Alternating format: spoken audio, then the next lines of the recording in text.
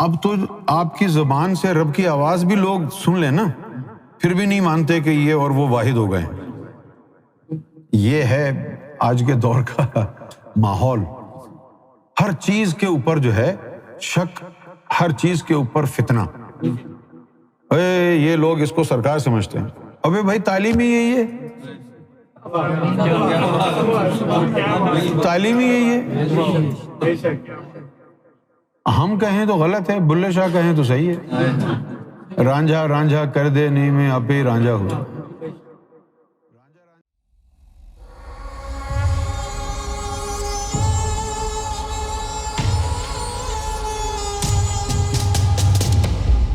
اب دیکھو توحید کیا ہے۔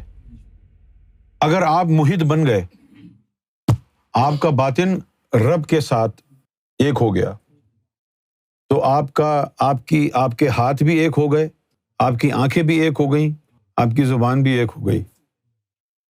اب آپ نے پھر ایسے موقع پر پانی پیا، آپ کہیں گے کہ آپ نے پانی پی لیا، تو وہ کہہ سکتا ہے اللہ نے پیا، میں نے نہیں پیا۔ وہ کہہ سکتا ہے اللہ نے پیا ہے، میں نے نہیں پیا۔ ایک دلچسپ واقعہ ہوا موسیٰ علیہ السلام کے دور میں نے چند دن پہلے فیس بک پہ لگائے۔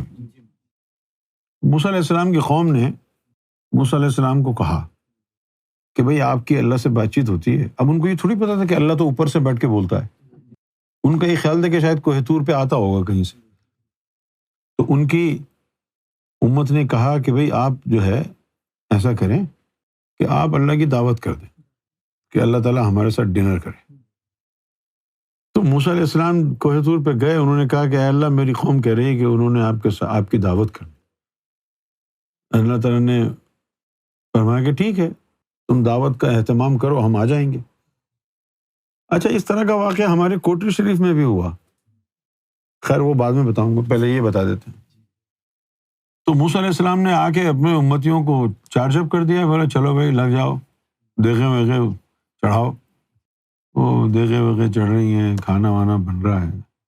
اتنے میں ایک غریب آدمی بوڑھا وہ آ کے ان کو کہتا ہے کہ یار مجھے بڑی بھوک لگی ہے، مجھے تھوڑا سا کھانا۔ تو انہوں نے ڈانٹ دیا، بولے ہم نے تو اللہ کی دعوت کی ہے، تم کو کیسے دے دیں گے ہم پہلے کھانا، اور بلکہ تم کو تو ہماری مدد کرنی چاہیے، جاؤ سامنے سے پانی اٹھا کے لاؤ۔ اب وہ بیچارہ اس کا دل ٹوٹ گیا، وہ چلا گیا۔ وہ یہ انتظار کرتے رہے اللہ کا، اللہ تو آیا نہیں۔ اب ان کو بڑا غصہ آیا موسیٰ علیہ السلام کو، کوہ طور پہ پہنچ گئے، کہنے لگے اے اللہ تو میرے ساتھ کیا کر رہا ہے؟ یہ میں اتنی کوششیں کر کے ان کو یقین دلانے کی کوشش کر رہا ہوں تیری ذات پر ایمان لانے کے لیے، اور تو وعدہ کر کے جو ہے وعدہ خلافی کرتا ہے، تو آیا ہی نہیں۔ اللہ نے بڑے خاموشی سے کہا کہ نہیں میں تو آیا تھا۔ انہیں اچھا تو کب آیا تھا؟ اللہ نے کہا کہ وہ جو بوڑھا آدمی غریب آدمی آیا تھا، اس نے کھانا مانگا تھا، کیا میں اس میں نہیں تھا؟ اس کو تو تم نے کھلایا نہیں، بھگا دیا۔ تو دراصل یہ بات ہے وحدانیت کی۔ اسی طرح سرکار نے اپنی تریاق قلب میں بھی ایک واقعہ لکھا ہے کہ ایک دن موسیٰ علیہ السلام کوہ طور پہ جب پہنچے تو اللہ تعالیٰ نے شکوہ کیا کہ اے موسیٰ تو مجھ سے ملنے آیا ہے، تو نے میرا حال بھی نہیں پوچھا، مجھے بخار تھا کل۔ تو موسیٰ علیہ السلام نے کہا کہ یہ کیا بات ہوئی، تجھے بھی بخار ہوتا؟ اللہ تعالیٰ نے فرمایا تیرے محلے میں ایک ذاکر قلبی رہتا تھا، اسے بخار تھا، کیا میں اس کے دل میں نہیں رہتا؟ اب یہ ساری باتیں آپ لوگ بھول جائیں تو پھر قصور تو آپ ہی کا ہے نا۔ اب یہاں جو لوگ بیٹھے ہیں سارے ذاکر قلبی ہیں، تو اگر اس کا دانت میں درد ہو رہا ہے تو کیا کہیں ہم، اللہ کے دانت میں درد ہو رہا ہے۔ اگر آپ اس سے پیار کریں گے، وہ آپ سے پیار کرے گا، تو اللہ سے پیار ہو رہا ہے نا۔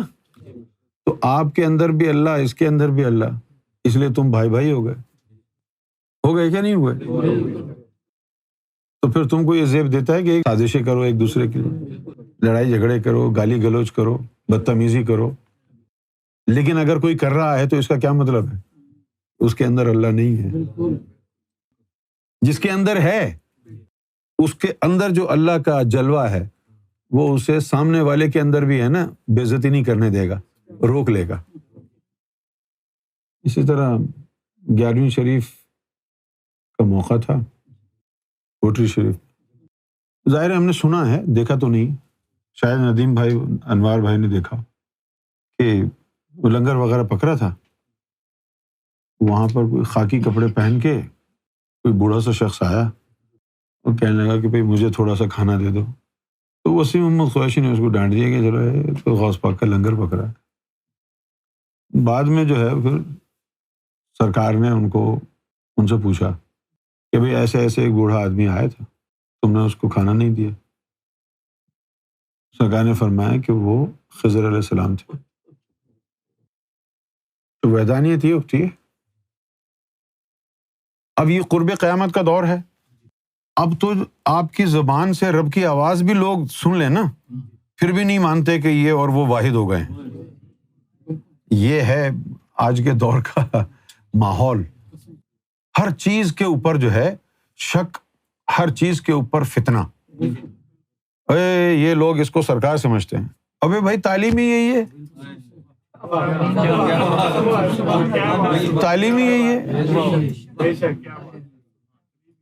ہم کہیں تو غلط ہے، بلے شاہ کہیں تو صحیح ہے۔ رانجھا رانجھا کر دے نی میں اپے رانجھا ہوا۔ رانجھا رانجھا کرنے سے اگر تو رانجھا نہیں ہوا تو پھر تو روحانیت میں نہیں ہے، تو کسی کنجر خانے میں بیٹھا ہے۔ تعلیمی، اور جیسے ہماری انجمن کے جو عہدیدار تھے وہ کہتے تھے کہ بھائی عشق کی باتیں مت کرو، تو میں نے ان کو کہا کہ بھائی سرکار گور شاہی کی تعلیم عشق ہے، آپ کہہ رہے ہیں عشق کی بات نہیں کرو۔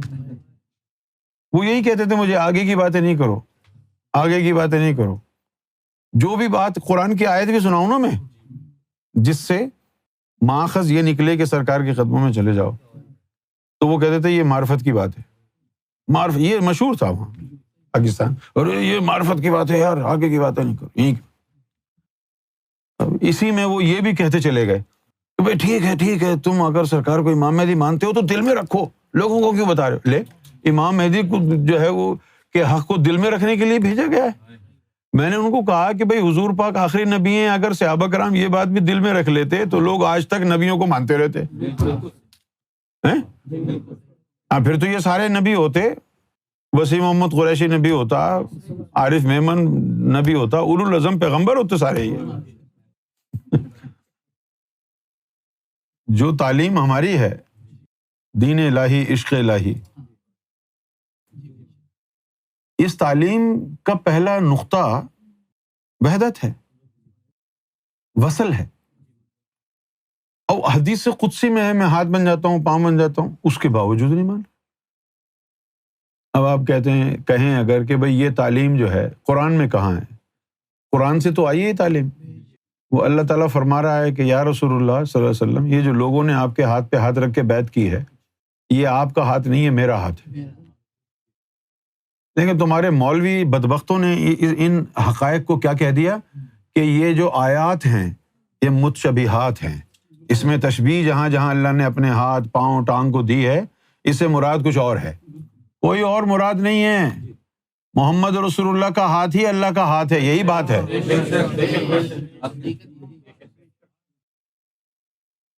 اسی طرح مرشد ہوتا ہے۔